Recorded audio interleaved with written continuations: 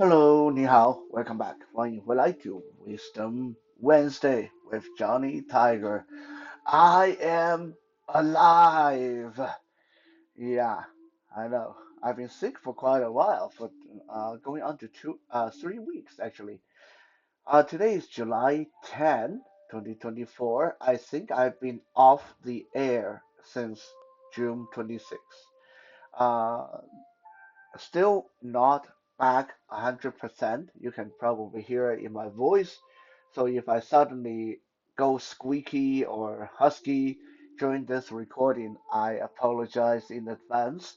But I decided that I need to get my ass back in gear and back to work, and restore my normal routine. Uh, this has been kind of a rough 2 or 3 weeks. I actually think I might have came down with COVID, although I didn't go and get tested. Honestly, I felt that, I was feeling sick. So the best thing to do is to just rest and drink lots of fluid and take some Theraflu and sleep. Um, it's not like if I tested for COVID, they could give me something to make me feel better. Yeah, and I didn't feel like going to sit in urgent care for 4 hours just so they can tell me to go home and rest and drink water and all that shit. So anyway, like I said, voice is still a bit wonky. So that's the first news is I'm back. I'm still sick, but I'm back. Second item of news is that my mom officially turned 72 today. So happy birthday, mom. My father is off in China. He went to China to try to publish his book. So I wish him good luck with that one. Kitten is sick too, by the way, so we also take this chance to wish Kitten a speedy recovery. We've been having some super hot weather here on the West Coast, from Canada to the US.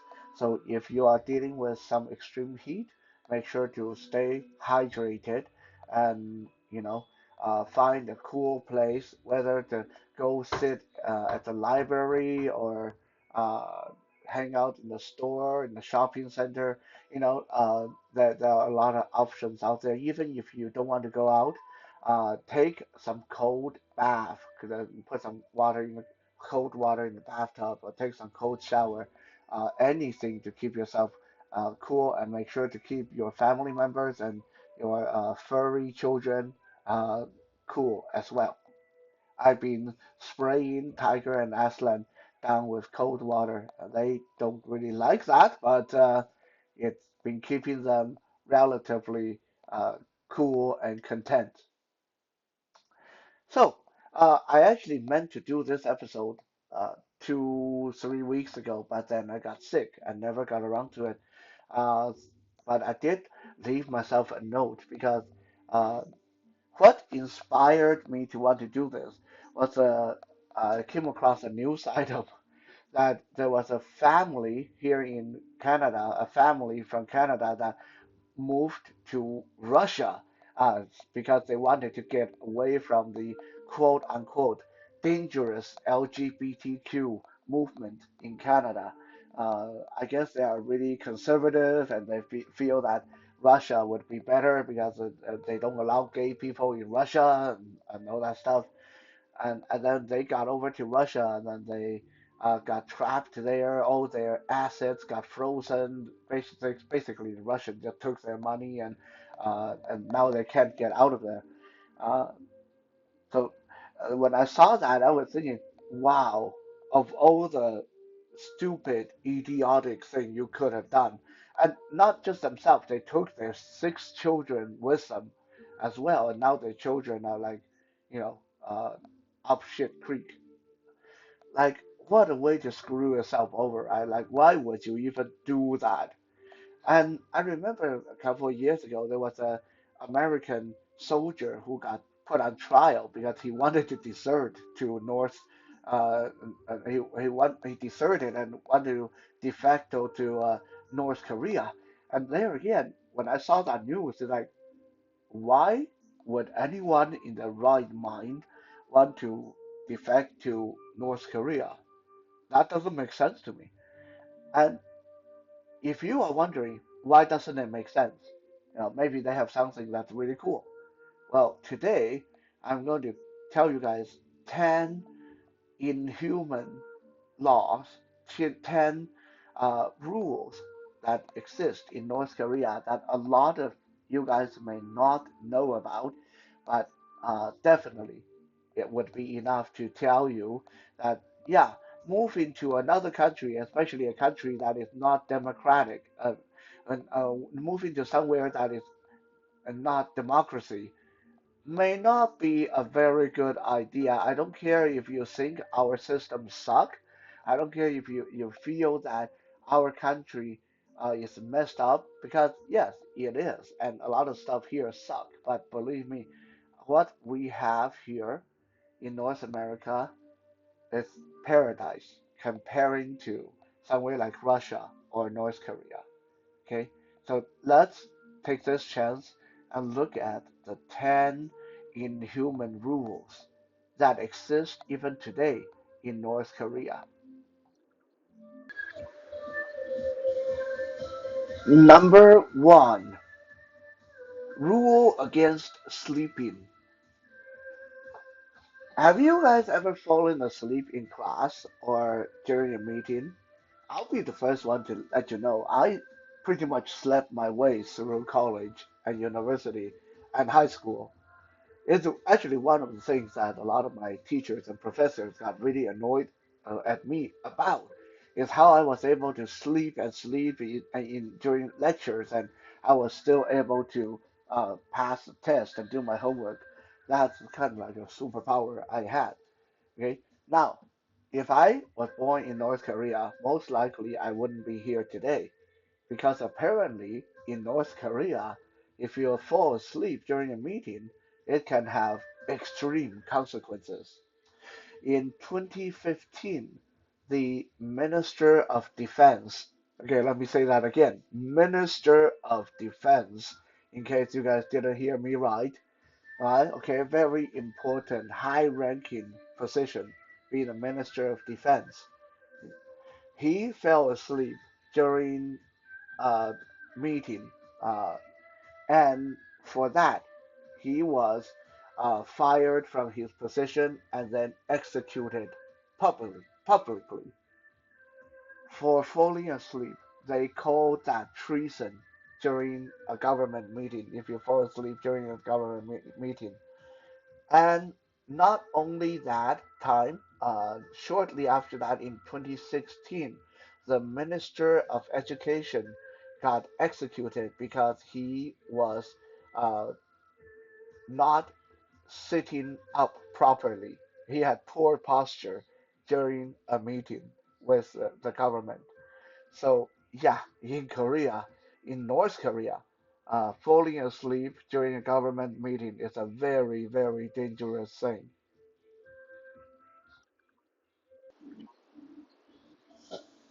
Number two, you're not allowed to have the same name as the president.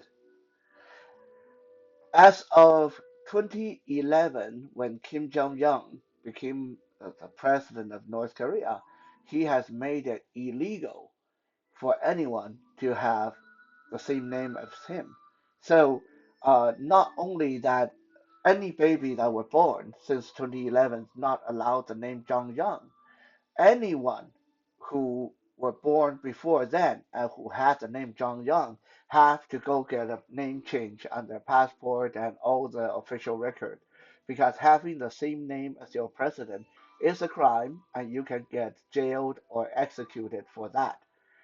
And here's the kicker: the name Zhang Yang used to be one of the most popular common name in North Korea, but ever since 2011, only Kim Jong Un himself can have that name. And now he even made it so you can't even have the same name as his daughter. So Not only that you can have Kim Jong Un as your name, like if you have the name as his daughter, you also can be tried and jailed and executed.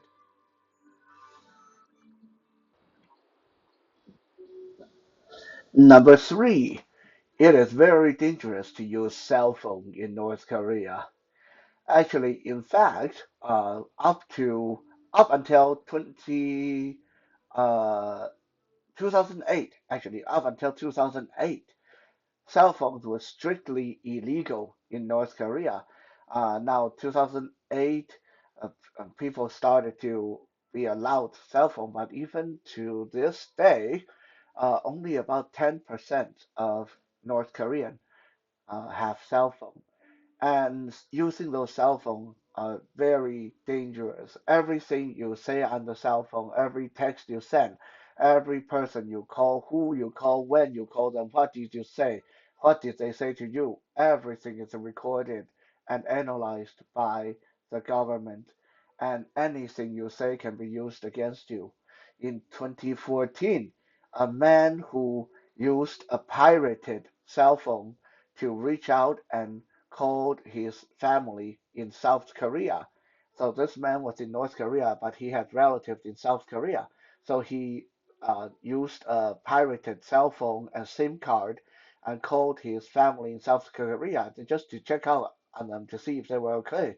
That very night, the police showed up at his door, and shortly after, he was executed. So yeah, using a cell phone in North Korea is very dangerous.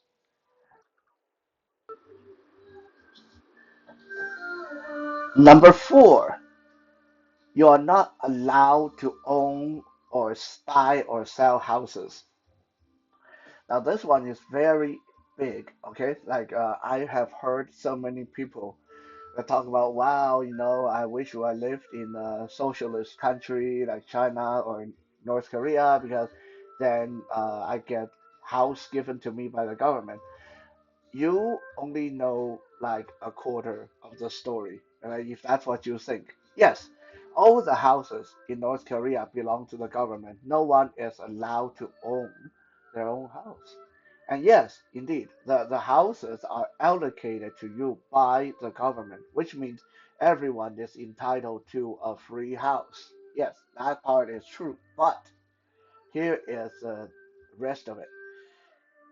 To get your house allocated to you uh, often can take 20, 30, 40 years unless you have the money to bribe the officials to jump the queue. Because there's always more family than there are houses. So only the people that can grease the wheel can bribe the officials. It's going to get to the front of the line, which means the rich people, the more people that have the right connection, going to get the house way before uh, the people that don't. So unless you are one of the influential people, good luck waiting for the house. You might have to work your ass off for 50, 60 years and finally get the house allocated to you when you are ready for the old folks home. Of course, there's no old folks home in North Korea. Also, you do not have the freedom to choose where you want to live. Before you are allocated a house, the government tell you where to stay. You go stay at dormitories and group houses, group homes, sleeping in single occupancy rooms, and you can be 3 hours, 4 hours away from where you work. You are not allowed to move. You stay where they tell you to stay. Even after you're allocated a house, you don't have the right to trade or sell or buy houses and stuff like that. Now, that is not to say that people have not been getting around that. People in North Korea have found a way to go through the loophole. So rather than buying or trading the house, they trade the house permit.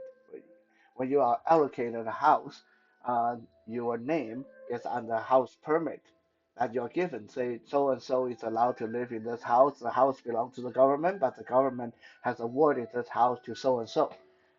You are allowed to, or in a fashion, if you grease the right palm, if you bribe the right official, then you can actually sell that uh, uh, house, that permit to another person, so another person can live there, and then you just go back into the queue and wait for the next house allocated to you.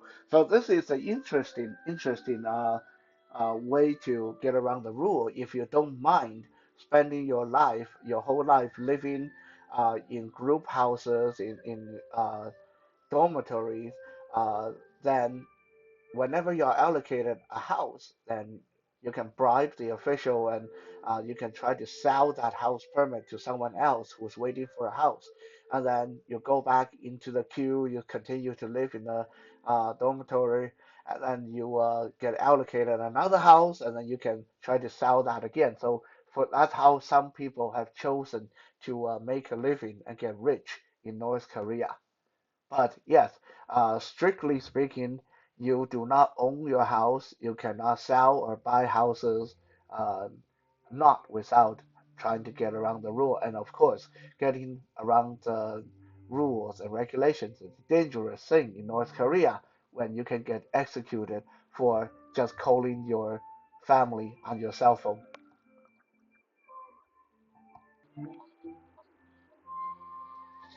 Number five, you're not allowed to have fun in July. Now, I don't know how the rest of you feel, but I love July. I love the hell out of July. Like, I totally did not plan on spending a half of July being sick and in bed. And if I was healthy, then I would be out there playing my guitar and walking and hanging out with friends, sitting outside of the pub, having a beer, and going to musical concert. I love July. I love the summertime. But if I was born in North Korea, I would not be allowed to enjoy July because it is against the law to have fun in July. July 8th is the day when the founding president of North Korea passed away. So, ever since then, to commemorate him, not only you're not allowed to have fun on July 8th, you're not allowed to have fun for the entire freaking July. And policemen will actually look around to see who look like they're having too much fun, who is laughing, who is singing, and if you break the rule, if they can prove that you're having fun during July, then you can go to jail or get executed. Yeah, what a horrible place.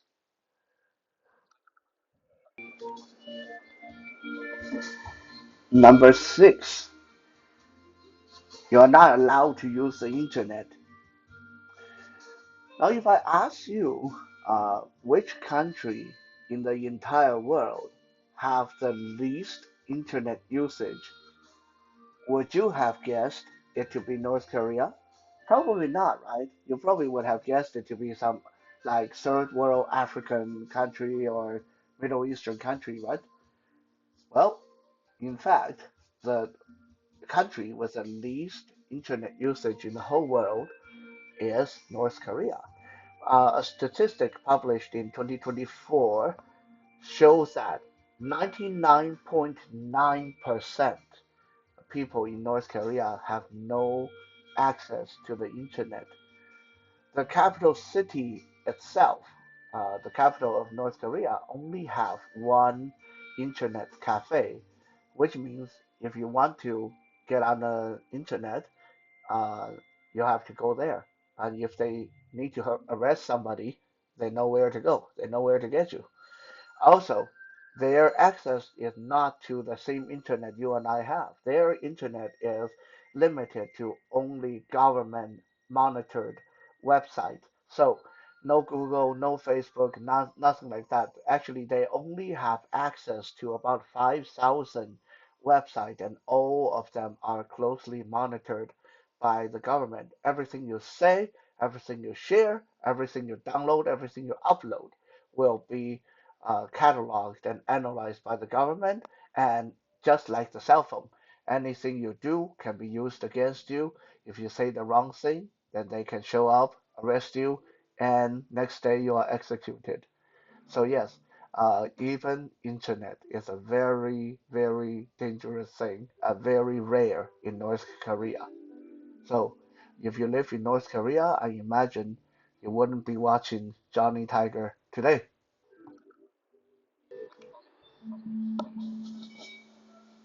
Number seven, you're not allowed to pick your own career path. How many of us have been asked when we were little, hey, what do you want to be when you grow up? And then you say, oh, I want to be an astronaut. I want to be a policeman. I want to be a social worker, yada, yada, yada. I'm sure we all had that.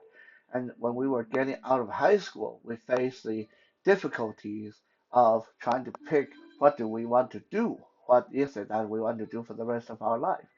Well, here is the good news. If you live in North Korea, you don't have to worry about that because it doesn't matter what you want to be. Want to be an artist? Want to be a musician?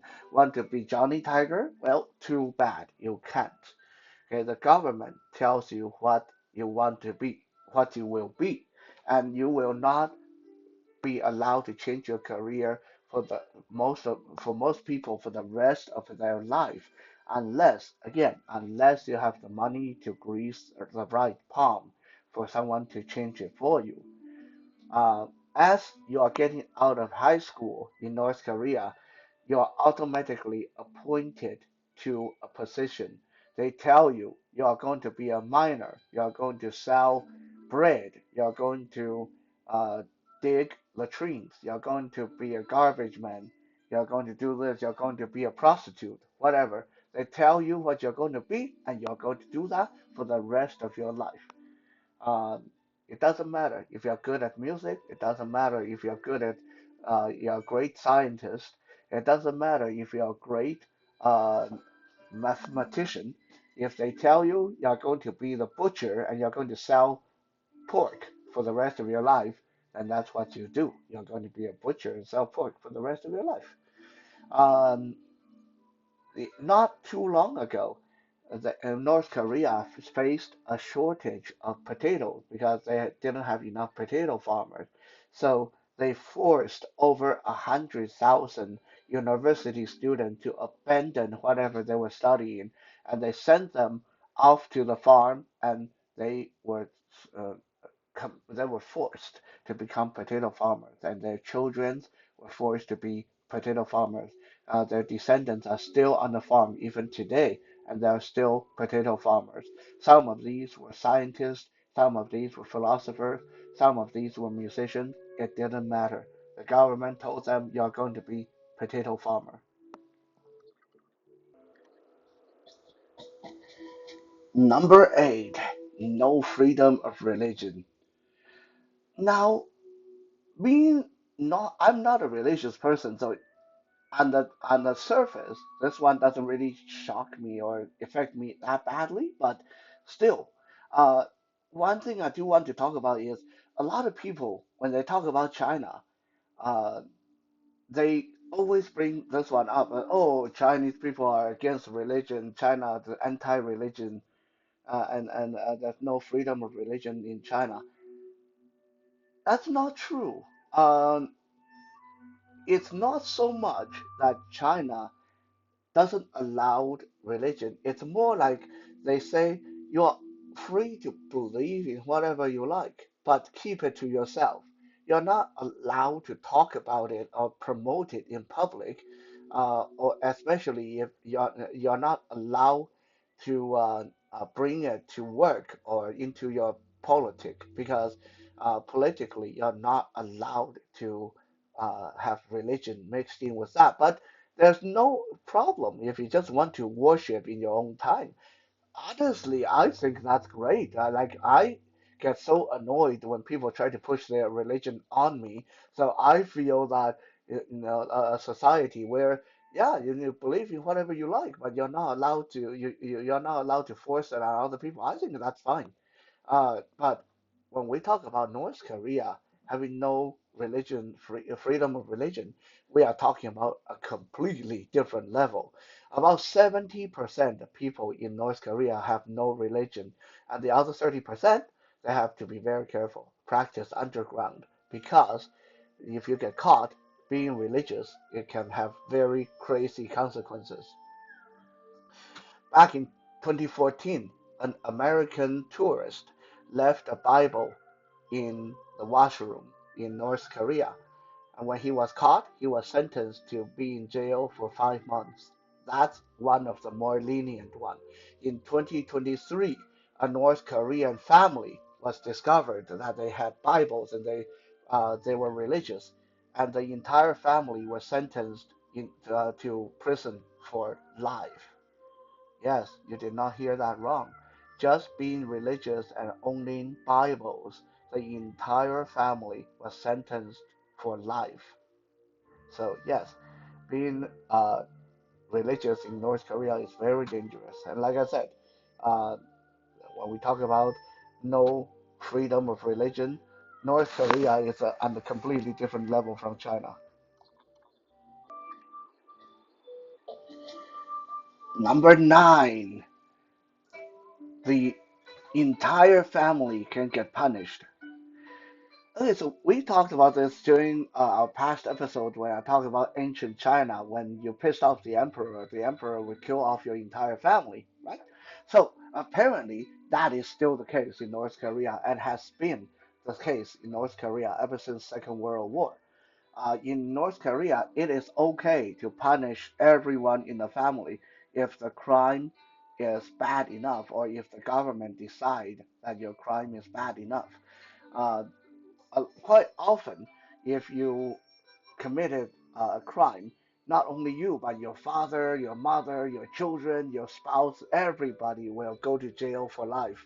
And in cases such as the case of what we talked about in the previous one of the family that owned a Bible and they got sentenced for life, that's where you will stay. Your whole family stay in jail, and you can, yeah, if you have children, if you have a baby, then your baby is born in jail, and that baby will stay in jail for the rest of their life. What a horrible thing when you think about that baby. Never even did anything wrong, just because he was born in jail, and he automatically is qualified to stay in jail for the rest of their freaking life. Like, what a horrible country in that is still do that. I think of all the crazy rules and regulations, this one is the most difficult for me to stomach. Uh, just because someone does something wrong in your family, the entire family can be sentenced for life. And if you have children in prison, that those children end up having to be there for life as well. That's just horrifying.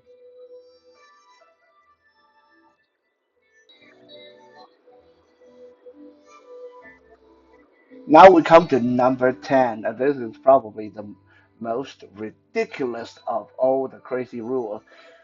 This one is you have to defend the portrait of your president with your life. If there's a hurricane, if there's an earthquake, if there's a fire, if there's any kind of natural disaster, what would be the first thing that you try to rescue? For a lot of us, would be our children, our pet, our family member. Well, apparently in North Korea, the first thing you need to rescue is the portrait of the president, the statues of the president that are in your house. And every house is regulated to have a portrait of the president, not just the current president, but the founding president, the previous president. Everybody have to have portrait of the president hanging in their hallway. Oh joy! And imagine every day you wake up, you have to look at the portrait of your president. Yeah. Um, if there's a fire, if there's an earthquake, you your utmost, most sacred duty is to those portraits. And in 2008, a little girl, 8-year-old little girl, sacrificed herself to get the portrait of the president out of the fire when her house caught on fire, and she died as a result. And for that, they named an elementary school after her, and she was given the Young People Achievement Award. Didn't do her any good because she died in the process. But the government in North Korea used that as a slogan for a long time, showing people that it is your sacred duty to protect the portrait of your president during disaster. In 2020, a mother of two kids was sent to prison because when her house caught on fire, she rescued her two kids, but she was unable to save the portrait of the president, and for that, she was sent to prison for treason. So, yeah, if you live in North Korea or if you have a plan to move to North Korea, remember if the house is burning down, never mind your pet, never mind your children, save the portrait first because that is your sacred duty. Ay, ay, ay. After going through those 10 crazy rules, I wonder, like, why would anyone ever want to live in North Korea or any places like that? Like, to me, that just sounds like hell on earth, to tell you the truth. Uh, and you can fact check any of these rules that I named today because all of them are true and still in place to this day. So, yeah, next time when you feel disgruntled about Canada, US, UK, wherever you're from, mm, maybe it is time to appreciate the freedom we have. And because in a lot of countries, such as North Korea, these rights and freedom we enjoy so much we take for granted wouldn't exist. You can be executed for just calling your family on a cell phone. Thank you for checking out today's episode. I'll try to be back tomorrow for Toy Thursday, but we'll see if my voice is up to it. Alright? For now, 谢谢 and 再见。